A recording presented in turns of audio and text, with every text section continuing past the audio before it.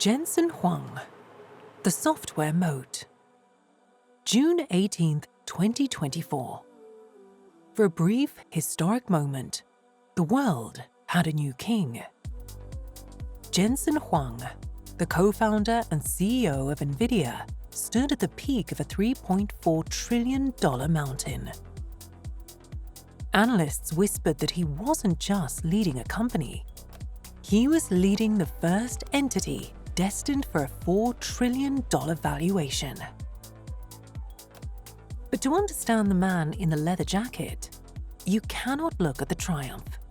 You must look at the fear.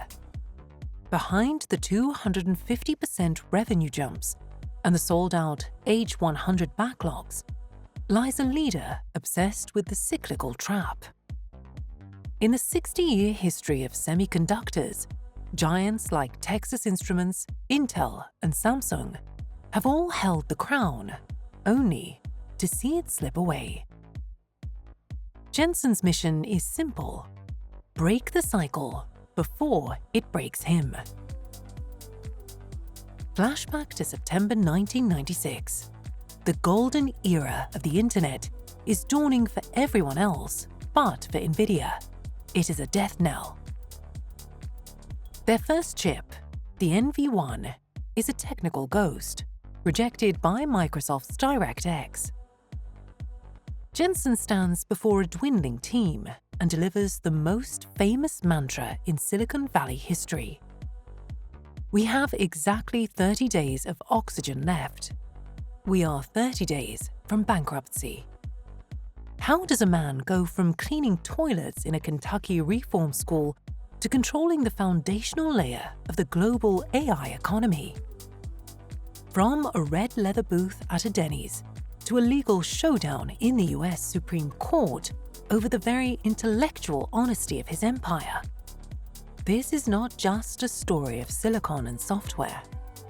This is the chronicle of the man who decided to manufacture intelligence itself.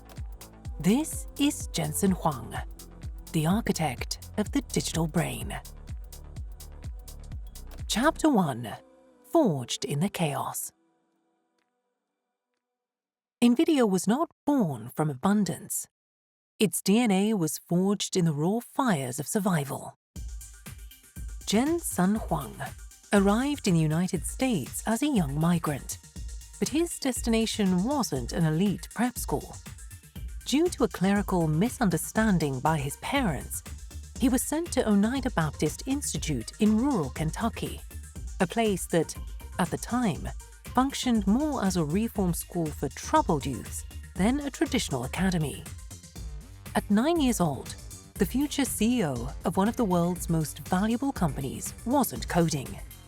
He was cleaning the toilets of 150 teenagers every single afternoon. In his personal transcripts, Jensen reflects on this with a chilling stoicism. "I didn't complain. I just learned to work hard." That boy learned the first law of accelerated computing decades before it existed. For a system to be efficient, it must be able to process chaos under extreme pressure. By 15, Jensen was the most efficient dishwasher and waiter at a Denny's in Portland. "I was incredibly shy," he admits, "but the chaos of the kitchen forced me out of my shell." It is no coincidence that NVIDIA was founded in 1993 inside a booth at that very same restaurant chain. While the world saw the dawn of the PC as an office tool for spreadsheets, Jensen, Chris Malachowski, and Curtis Preem saw a fatal weakness. In 1993, Intel's general-purpose CPU was hitting a physical wall. If the future of computing was visual and immersive, the traditional serial architecture would become the bottleneck of human progress. With only $40,000 in startup capital, they founded NVIDIA to chase a ghost: accelerated computing. They bet on a market the rest of the industry dismissed as a niche for toys: video games. Before Jensen, video games were the ultimate technological flywheel. He knew that if you could master the massive, real-time rendering of pixels, you could eventually simulate reality itself. But before they could reach that glory, they had to survive their first massive technical abyss, the NV1.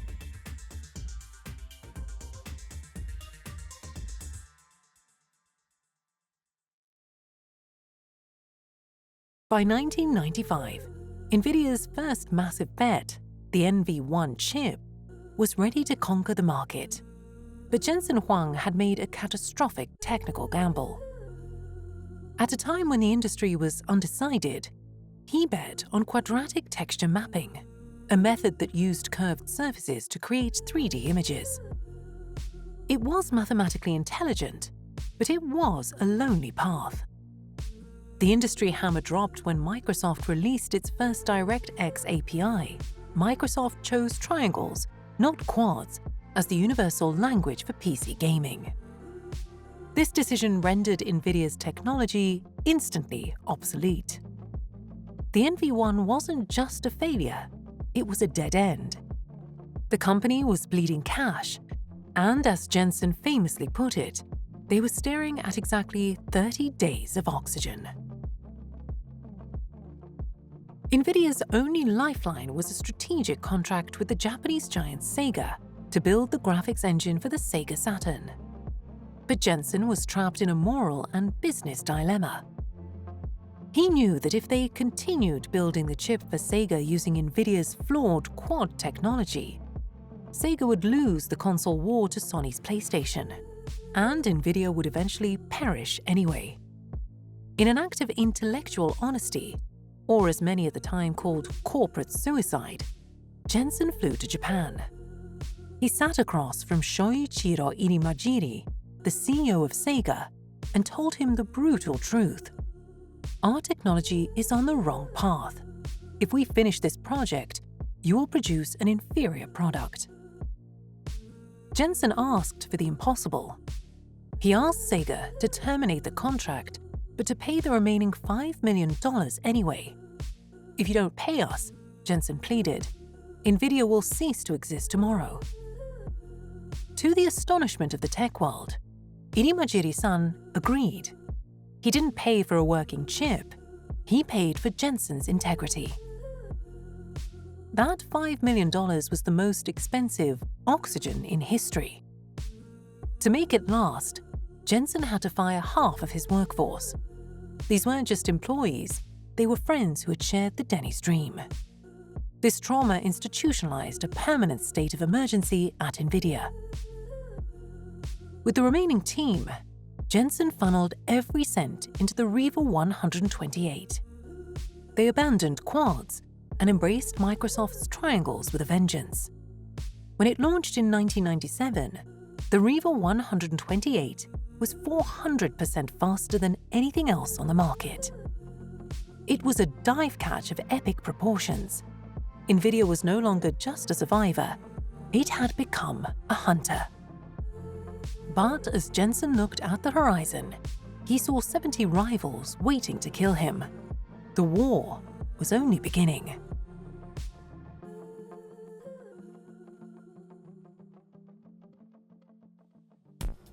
The success of the Riva 128 was a dive catch, but it placed NVIDIA in the middle of a slaughterhouse.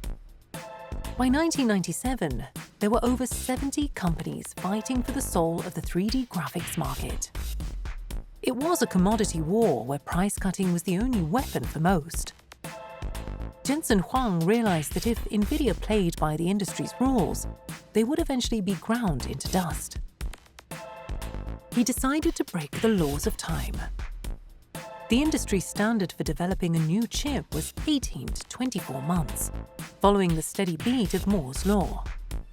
Jensen gathered his engineers and imposed a suicidal mandate. NVIDIA would release a brand new, groundbreaking architecture every 6 months.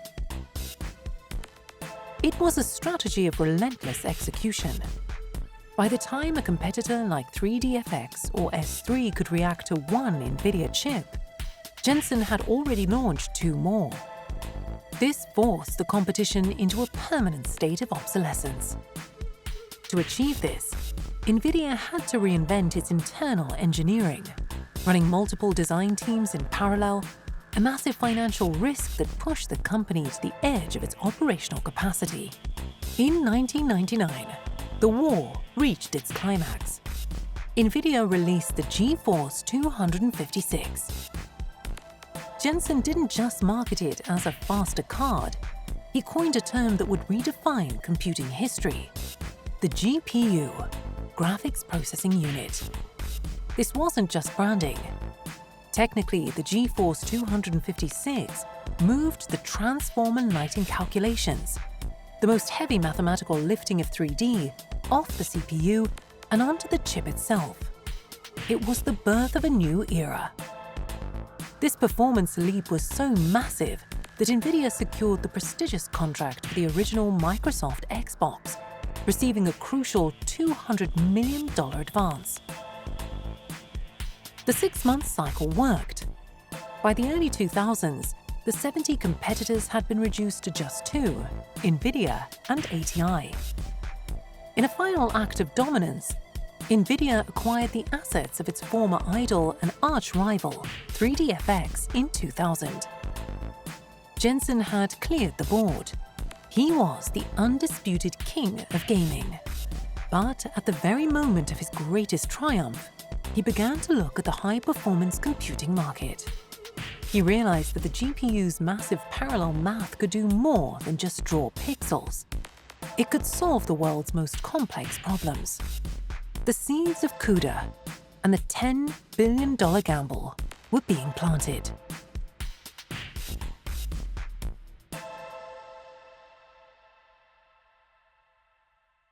By 2006, NVIDIA was the undisputed king of the gaming world.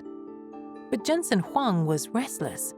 He realized that the same parallel processing power that rendered pixels for World of Warcraft could be used to solve the world's most complex mathematical problems. He launched CUDA, Compute Unified Device Architecture. It was a declaration of war against the CPU-centric world. The goal was simple yet insane: transform every NVIDIA GPU into a general-purpose supercomputer. But this decision came with a staggering cost. Jensen mandated that every single GPU NVIDIA manufactured, from the high-end workstation cards to the cheapest laptop chips, must include the extra transistors and hardware logic to support CUDA. Wall Street was horrified. For nearly a decade, NVIDIA spent billions, estimated at over $10 billion in cumulative R&D, on a software platform that almost no one was using. Profit margins, which once sat comfortably high, were sacrificed at the altar of this vision.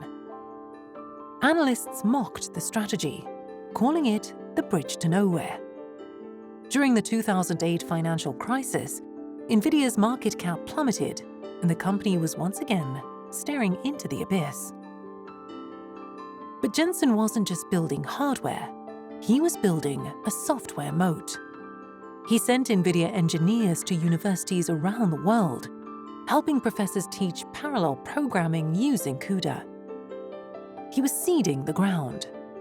While competitors like Intel and AMD focused on making faster chips, Jensen was building an entire language. By the time a developer learned CUDA, they were locked in. Switching to a competitor wouldn't just mean buying a new chip, it would mean rewriting millions of lines of code. Year after year, Jensen defended CUDA in boardrooms and earning calls. He practiced what he calls long-term commitment to a vision, even when the data didn't yet support it. He was waiting for a killer app for accelerated computing. He didn't know what it would be, but he knew that as data grew exponentially, the serial processing of the CPU would eventually fail. The silence of the CUDA winter was about to be broken. In a lab at the University of Toronto, a PhD student named Alex Krasevsky was about to feed a neural network called AlexNet into those NVIDIA GPUs. The big bang of artificial intelligence was seconds away, and Jensen Huang was the only person on Earth who had already built the engine to power it.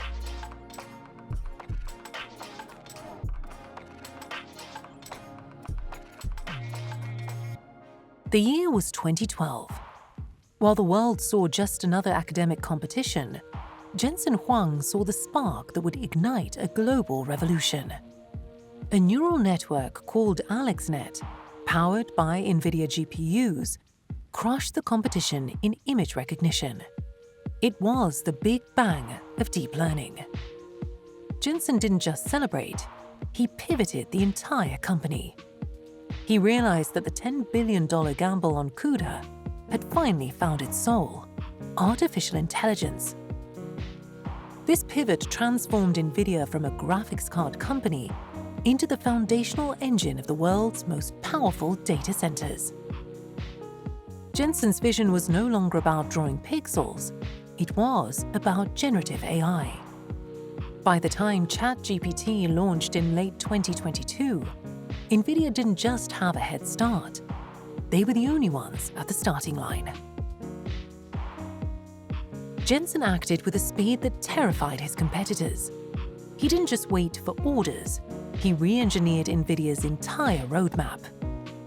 In 2016, he personally delivered the first NVIDIA DGX-1, the world's first AI supercomputer in a box, to a then small non-profit called OpenAI. He was very clear, this will change the world. Technically, this period was about specialization. NVIDIA began adding tensor cores to its chips. These weren't for graphics, they were designed specifically for the deep learning math that powers neural networks. NVIDIA was no longer just making a faster graphics card, it was building a specialized brain. By 2017, the momentum was unstoppable. Every major tech giant was building AI labs, and they all had one thing in common: they were built on NVIDIA's stack. This was the era when the software moat became a fortress. Thousands of researchers were now writing their doctoral thesis on CUDA. If a competitor wanted to challenge NVIDIA, they wouldn't just need a better chip. They would have to convince the world's brightest minds to forget everything they had learned. But as the AI revolution took hold, an unexpected shadow emerged. A new craze called Bitcoin and Ethereum began to consume NVIDIA's supply. To the world, NVIDIA looked invincible, but internally, Jensen was wary. Jensen knew that every bubble eventually bursts. This period of explosive, accidental growth from crypto miners was creating a shadow over the company's true mission, setting the stage for a high-stakes legal battle over corporate transparency and a financial storm that would test the very foundations of his leadership.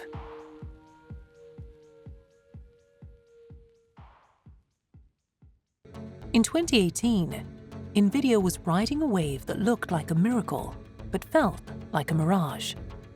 The explosion of cryptocurrency mining had created an insatiable hunger for GeForce cards. To the outside world, NVIDIA's revenue was reaching historic heights. However, beneath the surface, a dangerous ambiguity was growing. Jensen Huang insisted that the growth was driven by a gaming renaissance, but the reality was more volatile. The mirage evaporated in late 2018. The crypto winter arrived, and the demand for mining chips vanished overnight. NVIDIA was left with a massive surplus of inventory, and the market's reaction was brutal. The company's stock price plummeted by 28% in a single day. The invincible architect of AI was suddenly facing a crisis of credibility. This financial collapse ignited a high-stakes legal battle that would eventually reach the steps of the US Supreme Court. A group of institutional investors filed a class action lawsuit, alleging that Jensen Huang had deliberately misled the market. The core of the case rested on a single, devastating word: scienter, the intent to deceive. The accusation was sharp.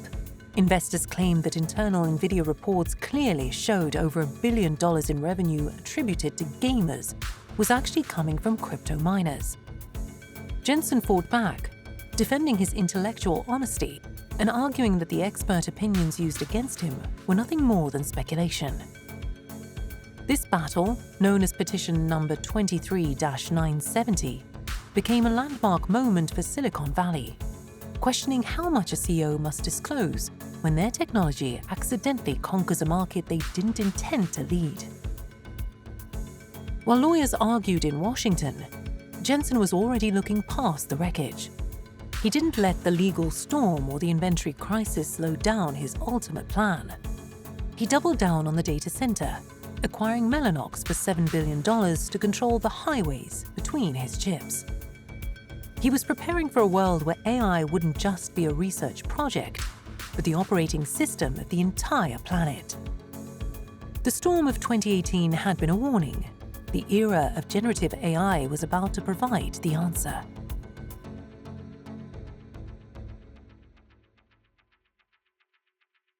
By 2022, the world had changed.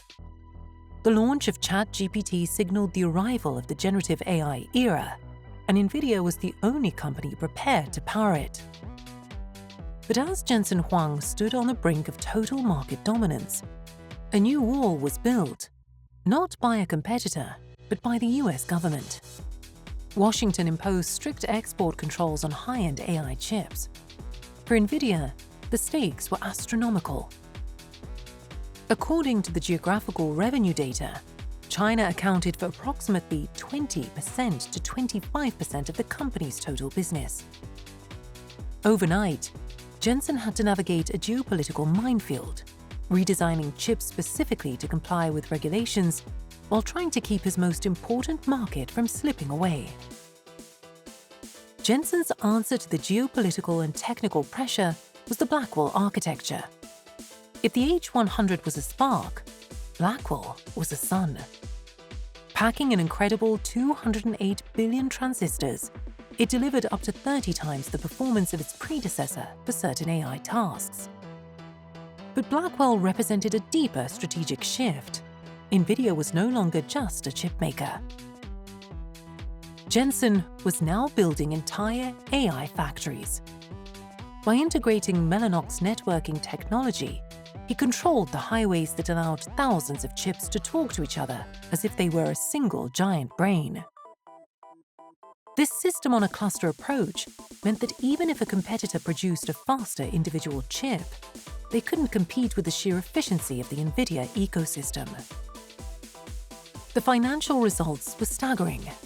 By early 2024, NVIDIA's data center revenue had surged to over $47 billion, a 217% increase in a single year. The company was operating with 78.4% gross margins, profit levels usually reserved for software giants, not hardware manufacturers. On June 18, 2024, NVIDIA became the most valuable company on the planet. Yet, even as he stood at the summit, Jensen refused to relax. He looked at the 60-year history of semiconductors, the rise and fall of Intel, the cycles of Samsung and TI, and he knew that being on top was the most dangerous place to be. His next challenge wouldn't just be about chips. It would be about giving AI a physical body.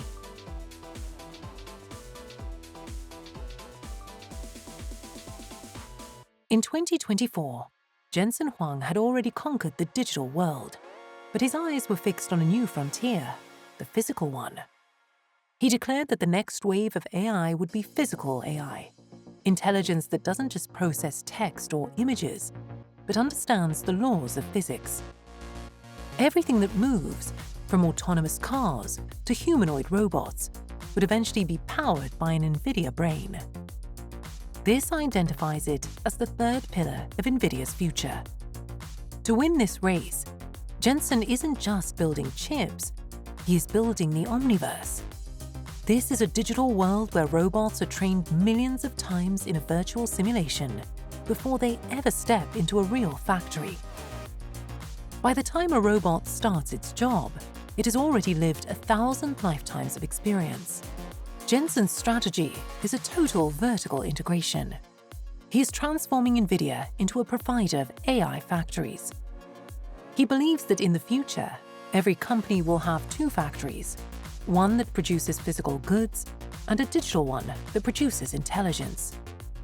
With the Mellanox networking high-speed highways and the CUDA software fortress, Jensen has ensured that the entire infrastructure of this new industrial revolution runs on NVIDIA. When asked about his legacy, Jensen doesn't talk about stock prices or trillions of dollars. He talks about material sciences and scientific discovery. He believes AI will give humans superpowers, helping us solve climate change, cure diseases, and handle the dangerous and mundane tasks so we can focus on what truly makes us human: curiosity. By 2025, the world had entered a state of compute geopolitics. NVIDIA was no longer just a company.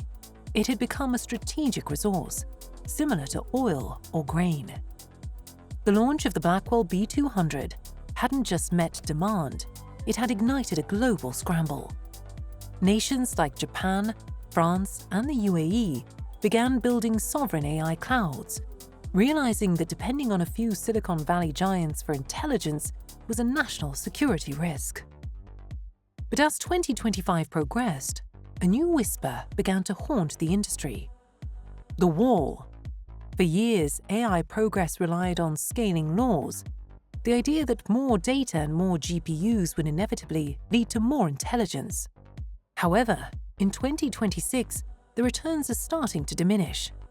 Data centers are becoming so massive, they require their own dedicated nuclear power plants, and the low-hanging fruit of internet data has been exhausted.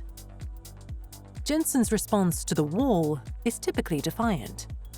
He pivoted the industry towards synthetic data and reasoning models. In 2026, NVIDIA's focus has shifted from simply training AI to inference at scale.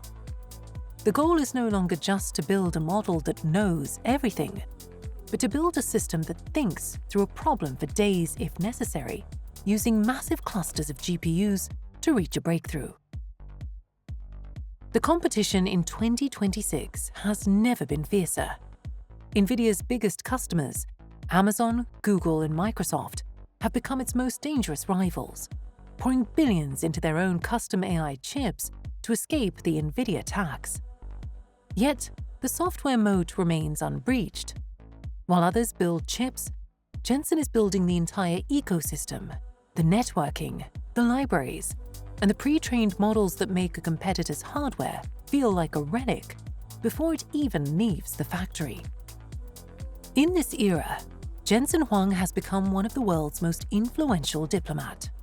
He navigates a world where the power grid is the new bottleneck and where a single shipment of chips can determine the economic future of a country.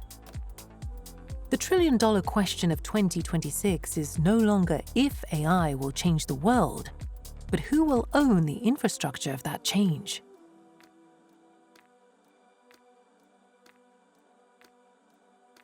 The story of NVIDIA is often told as a series of lucky breaks or inevitable triumphs. But as we look at the empire Jensen Huang has built, the reality is far more deliberate and far more precarious. In 2026, the company stands at the center of the greatest industrial shift in human history. Yet for Jensen, the valuation of $3, $4, or $5 trillion is a lagging indicator. The true metric is the oxygen. Throughout his journey, from the dish pits of Denny's to the halls of the Supreme Court, Jensen has maintained a philosophy of intellectual honesty. He admits when the technology is wrong, he pivots when the market shifts, and he invests billions when the world calls him a fool. He has turned a semiconductor company into a geopolitical superpower, a software fortress, and the primary architect of a new form of life. Critics ask if NVIDIA is a bubble waiting to burst, or if the scaling laws of AI will eventually hit a dead end. But Jensen doesn't operate on the timeline of a stock market cycle. He operates on the timeline of human evolution. He isn't just selling chips, he is selling the marginal cost of intelligence, making the most valuable resource in the universe so abundant that it changes the very definition of what is possible. Jensen often says that he wakes up every morning with the same feeling he had in 1993, the feeling that the company is going out of business. It is this productive paranoia that prevents the cyclical trap that claimed the giants of the past. He doesn't want to be the king of a legacy. He wants to be the architect of a future that hasn't even been imagined yet. Run, don't walk. Either you are running for food, or you are running from being food. In the era of the digital brain, the race has only just begun.